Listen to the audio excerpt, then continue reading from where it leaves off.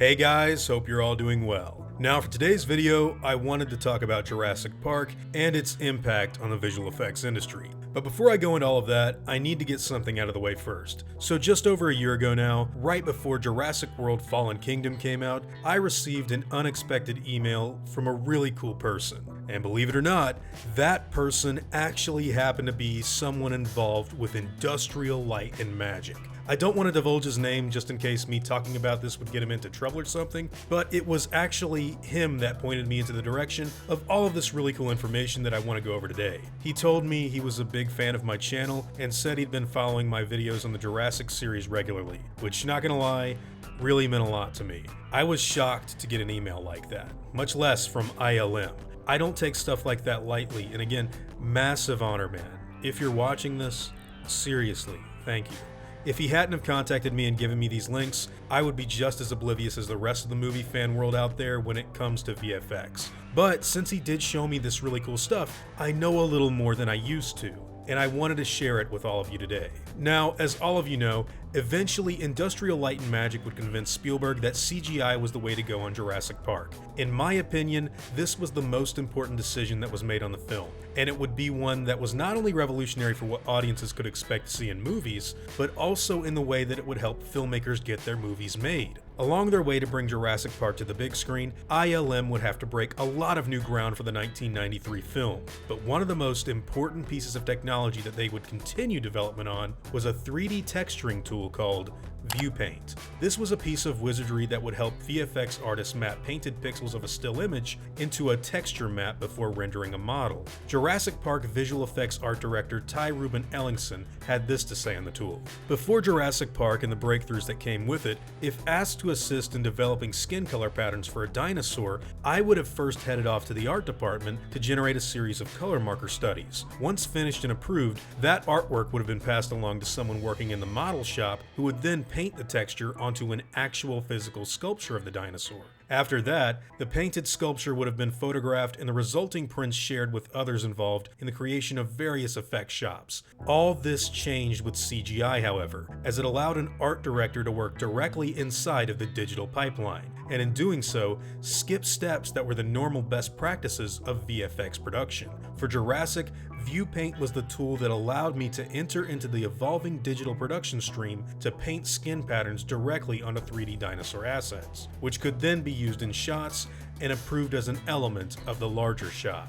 That's quite an impressive leap if you ask me. Now, before these advancements in Viewpaint had taken place in Jurassic Park, there were a lot of more labor-intensive ways that VFX artists would have to create characters. Computer graphics artist John Schlag has spoken of older ways that they used to texture 3D models. You see, before JP, sometimes people would have to make what was called a pelt, which was essentially a flattened out skin that looked like you'd skinned an animal. After creating that, you'd have to lay the pelt on a flat table of squares and paint each one individually before seeing what it would look like once it's put back together. This could get extremely tricky to do though, because you have to account for how the edges look once the pelt gets folded back into the shape it's supposed to be in.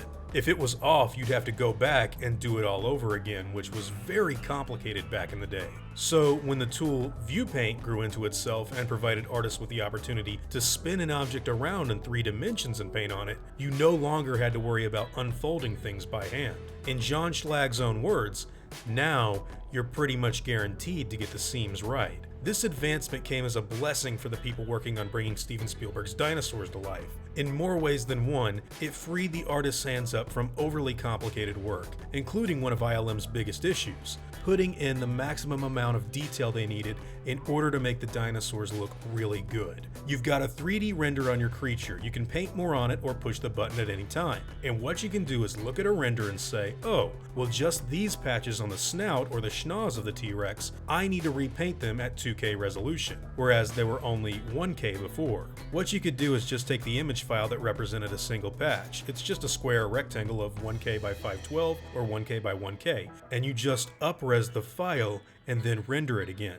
Now what you've got is basically the same information, it's a patch which is too blurry because it's too close to the camera. But now you can go in and repaint that patch. So having Viewpaint basically freed us. You can do this with any creature and any texture space once you address the seam issues. Viewpaint made it easy to go in and just say, I want to up-res this patch and repaint it at 2K or 4K. So that's how we got from long shots to medium shots to close-ups. The process that these filmmakers went through in order to create dinosaurs for Jurassic Park is nothing short of legendary. Before this film had been made, the best pieces of visual effects work could be seen in films like Terminator 2 or Death Becomes Her, which were impressive acts in their own right, but neither of them really came anywhere close to rendering a completely photorealistic animal that looked as if it was walking around in broad daylight with the harsh sun setting on its skinned back. Other unique tools were also implemented to help in the creation process. Valuable assets like soft image for animation, Alias for the modeling, and RenderMan for exportation were working in tandem with Viewpaint during this time in production. The stuff these guys were able to achieve with this burgeoning technology was simply extraordinary. But it didn't end just there, because after you create these beautiful dinosaurs that the characters react to on screen, you also had to have scenes of the dinosaurs interacting with one another, most famously in scenes where the T-rex would wreck smaller helpless dinosaurs. This is where implementation of painted blood maps came into play. You know, dinosaurs' flesh getting torn and stripped away is just as important to Jurassic Park as the wonder is, in my personal opinion. Now, these parts of the post-production process involved a lot of conversations between Phil Tippett and Steven Spielberg. The ultimate goal was to make these events feel organic and as realistic as they possibly could, but they also had to do it in a tasteful manner that would be well within the PG-13 range. There would be no entrails, no explosive geysers or buckets of blood flung about as a result of violent T-rex shaking. Seeing that written down in a memo is honestly really funny to me. Bottom line, the incredibly talented staff at ILM laid the groundwork for not only the Jurassic Park franchise, but also the entire modern VFX industry. Their work should forever be celebrated and their accomplishments praised by those of us who love to go to the movies. I think John Schlag said it best in this interview. I definitely had the feeling at the time that we were doing something big. It continually blew me away that things that were 13 inches wide on a monitor in my office were going to end up at 40 feet wide on theater screens all over the world. We worked very, very hard many times, evenings and weekends, and things were still going to crap at that point, and that was a very unforgiving process. But once it came out, people's eyes just lit up when they saw the film, because the book is about bringing dinosaurs back to life. And we made that happen. It's a movie you could go see with family and friends, and there was almost nobody who didn't like this film. Once again, I want to thank the person who emailed me the link to all of this information. I wouldn't have learned any of this if it wasn't for their help, so seriously, a big thank you and a lot of respect to him. If you want to dive into this piece of filmmaking history for yourself, a link will be provided down in the description below. And fun fact, our Industrial Light and Magic friend also told me that Viewpaint is actually still a key department in ILM to this very day. The team uses a tool called Mari now to 3D paint, but the legacy spawn from Jurassic Park is still alive and well in the company. Now, I'm curious to hear what all of you think about this information.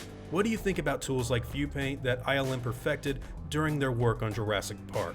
And what do you think the movie would have looked like if they didn't use that stuff on the production? I'm willing to bet we'd be looking at a vastly inferior movie. But hey, whatever your own thoughts and personal opinions happen to be, I'd love to hear them in the comments down below.